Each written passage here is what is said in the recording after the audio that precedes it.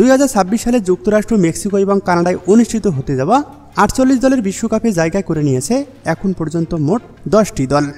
3টি স্বাগতিক দেশের সঙ্গে বাছাই পর্ব পেরিয়ে চূড়ান্ত পর্ব নিশ্চিত করেছে আরও 7টি দল।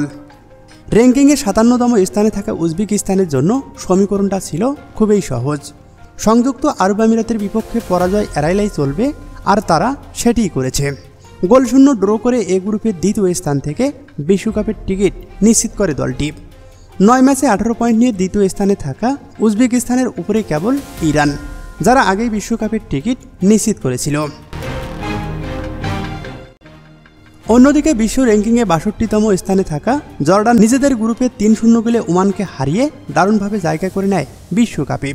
শুধু নিজেদের জন্যই যথেষ্ট ছিল না, পাশাপাশি প্রয়োজন ছিল ইরাকের পরাজয়, যারা দক্ষিণ কোরিয়ার কাছে 2-0 গোলে হেরেছে। এই দুটি ফল একই সঙ্গে হওয়াতেই ইতিহাস গড়ে বিশ্বকাপে প্রথমবারের মতো পা রাখল জর্ডান।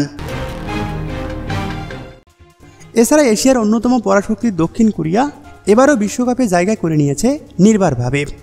ইরাকের বিপক্ষে জয় দ্বারা নিশ্চিত করেছে টানা 11 বারের মতো বিশ্বকাপে অংশগ্রহণ।